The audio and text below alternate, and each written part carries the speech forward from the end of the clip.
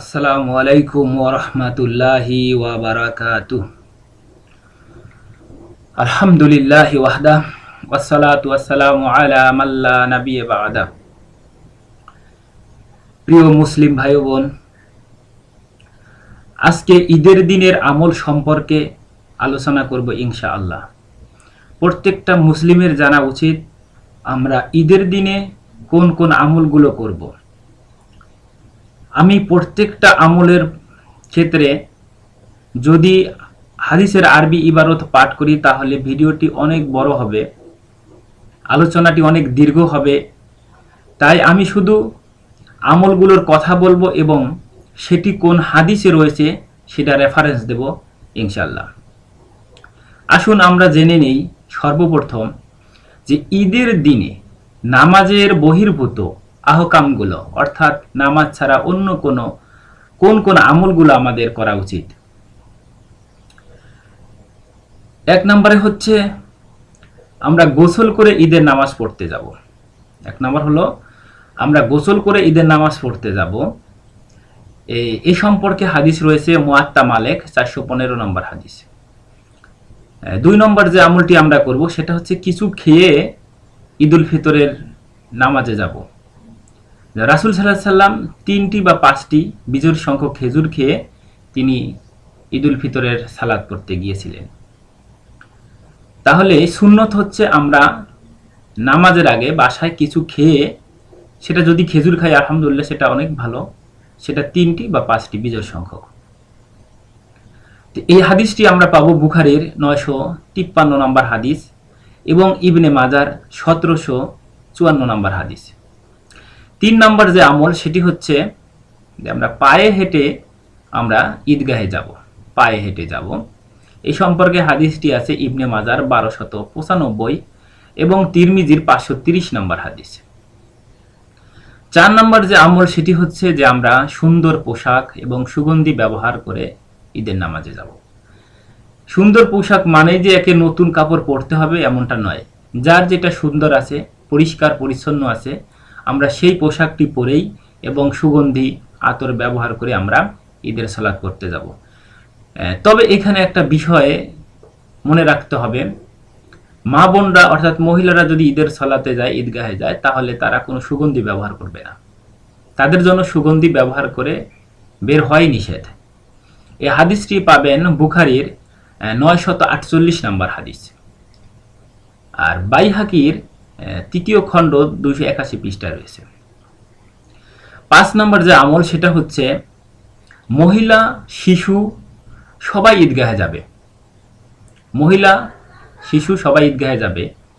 আমরা অনেকেই মনে করে থাকি যে শুধু পুরুষরা ঈদগাহে যাবে, এমনটা নয়। আমরা হাদিস থেকে স্পষ্ট জানতে পারলাম যে মহিলাও যাবে এবং শিশু যারা আছে তারাও ঈদগাহে যাবে। এটার হাদিস হলো বুখারীর 324 নম্বর এবং 974 নম্বর হাদিস রয়েছে। এমনকি যারা ঋতুবতী মহিলা রয়েছেন, যারা ঋতুবতী মহিলা তারাও ঈদগাহে যাবে। তারা ঈদের সালাত আদায় করবে না, তারা শুধু তাকবীর পাঠ করবে এবং দোয়ার সময় শামিল হবে। এটা পাবেন বুখারীর 971 নম্বর হাদিস। 6 নম্বর যে আমলটি সেটা হচ্ছে যে আমরা তাকবীর পাঠ করতে করতে ঈদগাহে যাব। তাকবীরটা আমরা সকলেই জানি, আশা করি যে তাকবীর হচ্ছে আল্লাহু আকবার, আল্লাহু আকবার, লা ইলাহা ইল্লাল্লাহ, আল্লাহু আকবার, আল্লাহু আকবার, ওয়ালিল্লাহিল হামদ। এই তাকবীরটা পড়ে পড়ে আমরা ঈদগাহে যাব। এটার হাদিস হচ্ছে সহিহুল জামে সগীর আলবানির 4934 নম্বর হাদিস। এছাড়া মুসান্নাফ ইবনে আবি শাইবায় রয়েছে 5650 নম্বর, 5652 নম্বর হাদিসে। এখন আসি 7 নম্বর যে আমলটি আমরা করব ঈদের দিন। ঈদের নামাজ যখন আমরা পড়তে যাব তখন এক রাস্তা দিয়ে যাব, অন্য রাস্তা দিয়ে ফিরে আসব।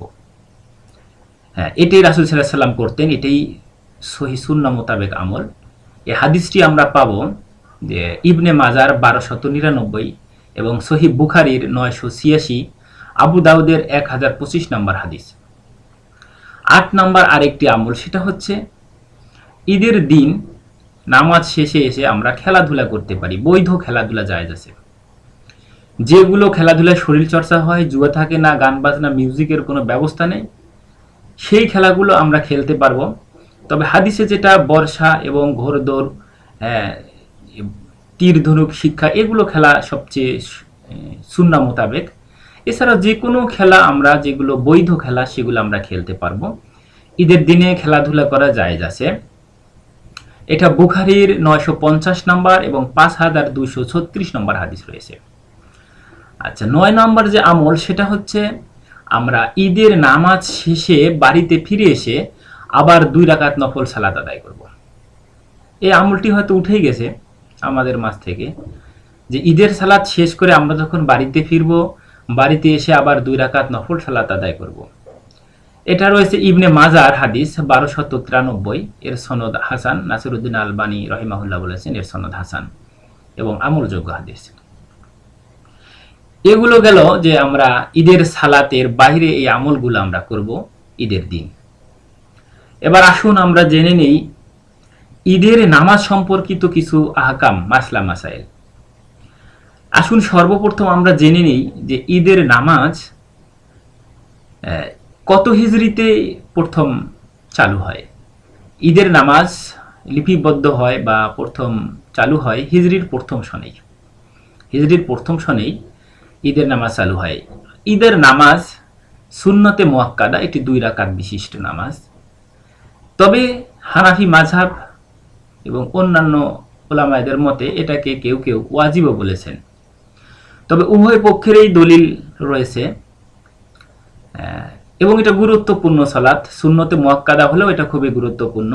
যারা সুন্নতে মুআক্কাদা বলেছেন তাদের পক্ষে দলিল হলো বুখারীর 46 নম্বর হাদিস। এই হাদিসে বলা হয়েছে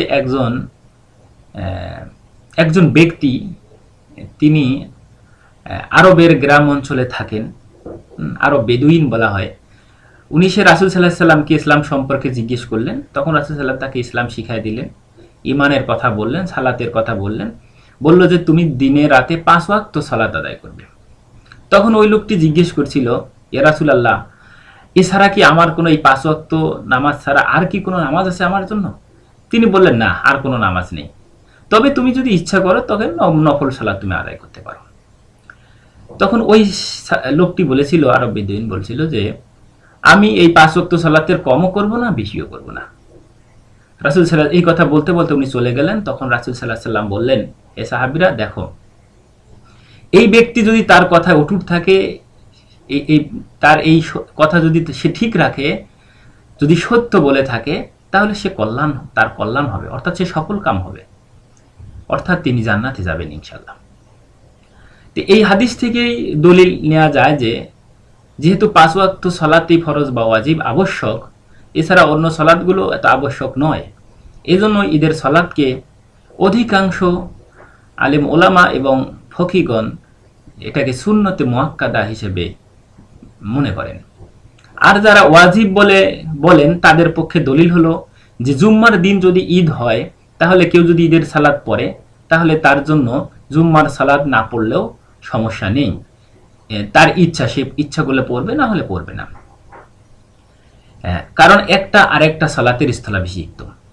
এখান থেকেই অনেক ফকি এবং হানাফি মাযহাবের ওলামাগণ বলেছেন যে কোনো নফল সালাত ফরজ সালাতের স্থলাভিষিক্ত হয় না, যেহেতু জুম্মার সালাত হচ্ছে ফরজ। আর ঈদের সালাত যদি নফল হয় বা সুন্নত হয়, তাহলে তো এর স্থলাভিষিক্ত হবে না। এই জন্য তারা এই যুক্তি পেশ করেছেন এই হাদিস দিয়ে যে অবশ্যই ঈদের সালাত ওয়াজিব। তাদের পক্ষের দলিল হচ্ছে আবু দাউদের 945 এবং 948 নাম্বার হাদিস, নাসাইর 1592 এবং ইবনে মাজার 1310 এবং 1311 নম্বর হাদিস। এবার আসুন ঈদের সালাত আমরা কোথায় আদায় করব। ঈদের সালাত আদায় করার সহিহ সুন্নাহ মোতাবেক স্থান হচ্ছে খোলা মাঠ বা ঈদগাহে। খোলা মাঠে বা ঈদগাহে ঈদের সালাত পড়তে হবে। এটা এই মর্মে হাদিস রয়েছে বুখারীর 956 নম্বর হাদিস এবং নাসাইর 1575 নম্বর হাদিস। নাসাইর 1575 নম্বর হাদিসে রয়েছে। তবে কোনো বৃষ্টির কারণে বা সমস্যার কারণে মসজিদে ঈদের সালাত পড়া জায়েজ আছে ইনশাআল্লাহ। এবার আসুন ঈদের সালাত সম্পর্কে আর একটি বিষয়, সেটা হচ্ছে ঈদের নামাজের সময়টা কখন, আমরা কখন ঈদের সালাত আদায় করব। হাদিস থেকে যেটা জানা যায় ঈদের সালাতের সময় হচ্ছে চাস্তের সময়। এই হাদিসটা পাবো আমরা আবু দাউদের 1135 নম্বর হাদিস, ইবনে মাজার 1317 নম্বর হাদিস। এখন এই চাস্তের সময় কখন, এই সম্পর্কে ফকিহদের মতামত হলো চাস্তের সময় হচ্ছে সূর্য যখন ওঠে, সূর্য ওঠা যখন এক বর্ষা মানে বল্লম, যুদ্ধের যে অস্ত্র বল্লম বা বর্ষা, এই পরিমাণ যখন উপরে উঠে যায়, এটাই হলো চাস্তের সময়। এরপরের থেকে ঈদের সালাত শুরু করা যাবে। বর্তমানে ওই সময়টাকে যদি আমরা একটু মিনিটে হিসেব করি তাহলে মোটামুটি 15 থেকে 20 মিনিট, অর্থাৎ সূর্য ওঠার 15 থেকে 20 মিনিট পর ঈদের সালাতের ওয়াক্ত হয়ে যায়, সময় হয়ে যায়। এরপর থেকে যে কোনো সময় পড়া যাবে, তবে তাড়াতাড়ি পড়াই উত্তম, হাদিসে সেটাই উল্লেখ রয়েছে। আর এই চাস্তের সময় যে উল্লেখ করা হয়েছে এটা বর্ণনা করা হয়েছে আশ-শারহুল মুমতে 4th খণ্ড 122 পৃষ্ঠায়। এবার আসুন আমরা জানি যে 5 ওয়াক্ত সালাতে আযান ইকামত রয়েছে। ঈদের নামাজে কি কোনো আযান বা ইকামত আছে কিনা? এর জবাব হচ্ছে যে না, ঈদের সালাতের আযান এবং ইকামত নেই। আযান ইকামত ছাড়াই ঈদের সালাত শুরু করতে হবে। এই হাদিসটি রয়েছে বুখারীর 960 নম্বরে, আবু দাউদের 1148 নম্বর হাদিস এবং তিরমিজির 532 নম্বর হাদিস। এখন ঈদের সালাত ইমাম সাহেব যদি খোলা ময়দানে আদায় করেন, ঈদগাহে আদায় করেন, তাহলে তাকে ইমাম সাহেবের সামনে সুতরা দিয়ে ঈদের সালাত শুরু করতে হবে। এটাই সঠিক নিয়ম, হাদিসে এইভাবে এসেছে। রাসূল সাল্লাল্লাহু আলাইহি ওয়াসাল্লাম যখন খোলা ময়দানে ঈদের সালাত আদায় করতেন তখন তার বর্ষা বা বল্লম তার সামনে রেখে সুতরা হিসাবে রেখে তারপর ঈদের সালাত তিনি আদায় করতেন। এই হাদিসটি পাবেন বুখারীর 994, 998 নম্বরে এবং আবু দাউদের 687 নম্বর এবং ইবনে মাজার 1304 নম্বর এবং 1305 নম্বর হাদিসে। এরপরে আসি যে আমরা ঈদের সালাত আগে পড়ব না আগে খুতবা দিব। অবশ্যই ঈদের সালাত আগে আদায় করতে হবে, এরপর খুতবা। হ্যাঁ, আগেই সর্বপ্রথম কাজ হচ্ছে ঈদের সালাত আগে আদায় করতে হবে।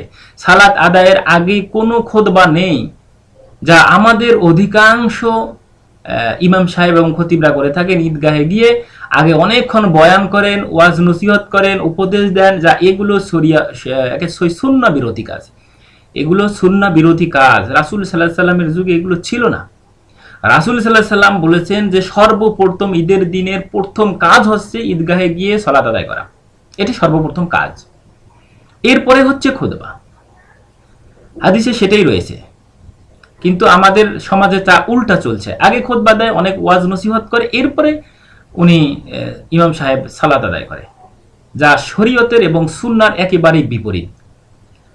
প্রিয় দ্বীনী ভাইয়েরা, আসুন আমরা রাসূল সাল্লাল্লাহু আলাইহি ওয়াসাল্লামের আমলের উপর অনুসরণ করি এবং সেটাই হবে আমাদের নাজাতের মাধ্যম এবং জান্নাতের একমাত্র পন্থা।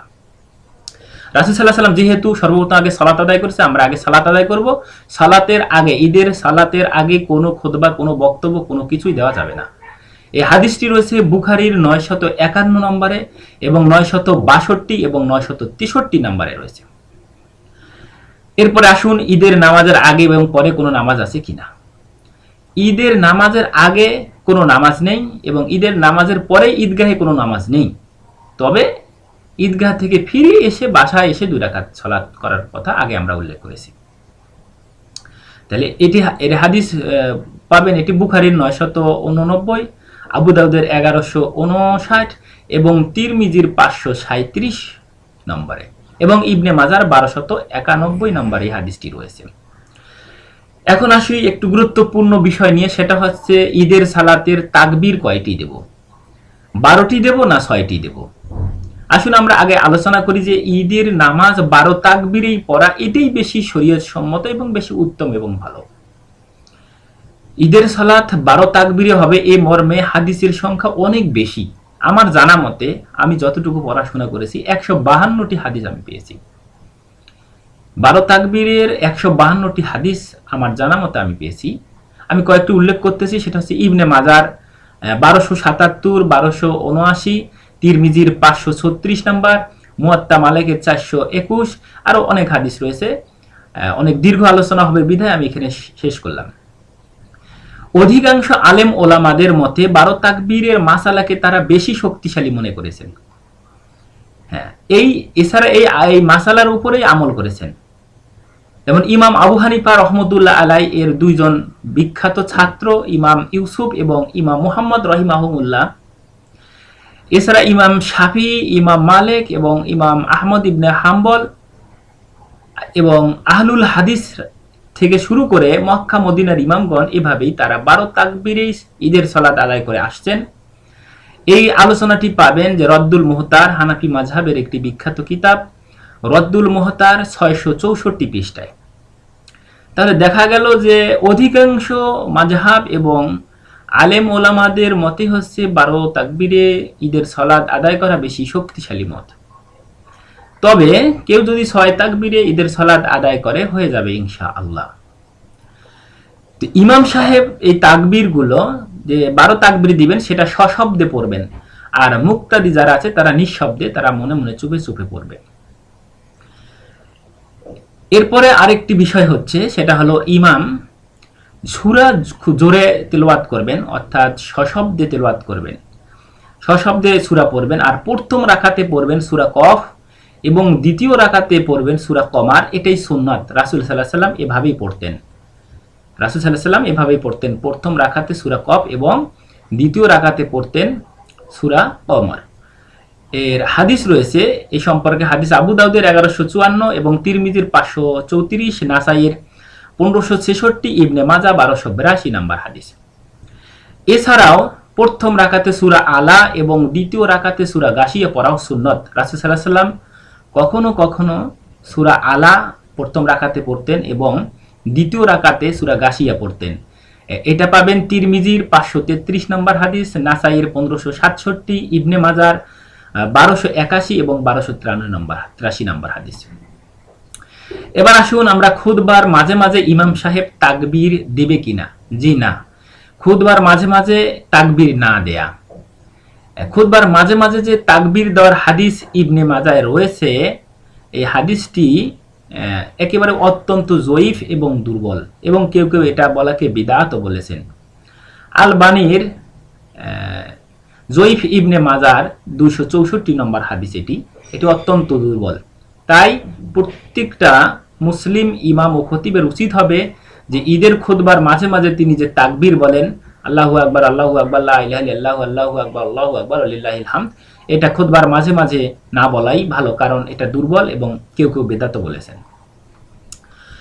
তো খুতবা হবে মাত্র একটি, এটাই সুন্নত। কেউ যদি দুটি খুতবা দেয় সেটা সুন্নত বিরোধী কাজ করলো, এটা সঠিক নয়। খুতবা হবে মাত্র একটি, এটাই সুন্নত। এই সম্পর্কে বুখারীর হাদিস রয়েছে 961 নাম্বার, 978 নাম্বার এবং আবু দাউদের হাদিস হলো 1141 নম্বরে। দুটি খুতবা সম্পর্কে ইবনে মাজাহর 1289 নম্বর হাদিসটি মুনকার বলা হয়েছে। কেউ বলেছে মাউযু, কেউ বলেছে অত্যন্ত জয়ীফ, এবং নাসিরউদ্দিন আলবানী রহিমাহুল্লাহ এটাকে মুনকার বলেছেন, গ্রহণযোগ্য নয়, একেবারে বানোয়াট হাদিস বলেছেন। এরপরে আসুন ঈদের খুতবা শোনা ওয়াজিব কিনা। ঈদের খুতবা জুম্মার খুতবার মতো ওয়াজিব নয়। জুম্মার খুতবা যত ওয়াজিব, যত গুরুত্বপূর্ণ, ঈদের খুতবাটা তত ওয়াজিব নয় বা আবশ্যক নয়। যার ইচ্ছা হয় সে বসে ঈদের খুতবা শুনবে, আর যার ইচ্ছা হয় না সে চলে যাবে। এটা যার যার ইখতিয়ার। ইচ্ছে হলে সে বসে ঈদের খুতবা শুনবে, এবং যার ইচ্ছা হয় না সে ঈদের খুতবা না শুনে চলে যাবে।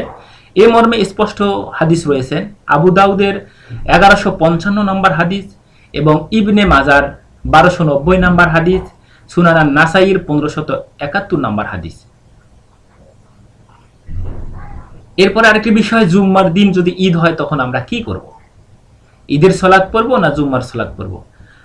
যদি জুম্মার দিন অর্থাৎ শুক্রবার ঈদ হয় তাহলে আমরা ঈদের সালাত আদায় করে নেব। এরপর জুম্মার সময় যার যার ইখতিয়ার, যার ইচ্ছা হবে সে জুম্মার সালাত আদায় করবে, আর যার ইচ্ছা হবে না বা পড়তে চাবে না সে জুম্মার সালাত আদায় করবে না, এতে সে গুনাহগার হবে না ইনশাআল্লাহ। কারণ হাদিসে সেটাই পাওয়া যায়। রাসূল সাল্লাল্লাহু আলাইহি সাল্লাম এভাবেই বলেছেন যে জুম্মার দিন যদি ঈদ হয়, এবং সাহাবীদের আমলও তাই ছিল, তবে রাসূল সাল্লাল্লাহু আলাইহি সাল্লাম বলছে তোমাদের ইচ্ছে হলে তোমরা পড়ো। যেমন আবু হুরায়রা থেকে শুরু করে অনেক সাহাবীরাই ঈদের দিনও জুম্মার সালাতও পড়েছেন এবং ঈদের সালাতও পড়েছেন। তবে এখানে বাধ্যবাধকতা নেই, যার ইচ্ছে হয় সে পড়বে, যার ইচ্ছে হয় না সে জুম্মার সালাত পড়বে না, যদি ঈদের দিনটা শুক্রবারে হয়, জুম্মার দিনে হয়। আমি আবারও বলছি, যদি জুম্মার দিন ঈদের দিনটা জুম্মার দিনে হয়, অর্থাৎ শুক্রবারে হয়, আর ঈদের নামাজের পরে ঈদের নামাজ যে পড়লো, এরপর সে জুম্মার নামাজ ইচ্ছে হলে পড়তে পারে, না পড়তে পারে, তার ইখতিয়ার রয়েছে, এতে গুনাহ হবে না ইনশাআল্লাহ। এই সম্পর্কে যে হাদিস রয়েছে সহিহ আবু দাউদের 1070, নাসাইর 1591 এবং 1592 নম্বর হাদিস, ইবনে মাজার 1310 এবং 1311 নম্বর হাদিস, সহিহ ইবনে খুজাইমার 1464 নম্বর হাদিস। প্রিয় ভাইয়েরা, আমি এতক্ষণ ধরে যে ঈদের দিনের আমল সম্পর্কে দীর্ঘ আলোচনা করলাম, আশা করি আপনারা পুরো আলোচনাটি বুঝতে পারছেন এবং প্রত্যেকটা আলোচনায় আমি রেফারেন্স এবং দলিল উল্লেখ করেছি হাদিস থেকে। যদি কোনো বুঝতে সমস্যা হয়, ভিডিওটি ওই জায়গায় পুশ করে আপনি হাদিসের রেফারেন্সটি সংগ্রহ করুন এবং যাচাই করে দেখুন। আশা করছি এই ভিডিও থেকে, এই আলোচনা থেকে আপনারা উপকৃত হবেন। আমি শেখ শান্ত বিন আব্দুর রাজ্জাক, আমার জন্য দোয়া করবেন, আল্লাহ যেন আমাকে দ্বীনের সঠিক এবং হক কথাগুলো মানুষের কাছে পৌঁছে দেওয়ার তৌফিক দান করেন। আমিন। আলহামদুলিল্লাহি রাব্বিল আলামিন। আজ এখানেই শেষ করছি। সুবহানাকা আল্লাহুম্মা ওয়া বিহামদিকা আশহাদু আল্লা ইলাহা ইল্লা আনতা আস্তাগফিরুকা ওয়া আতুবু ইলাইক।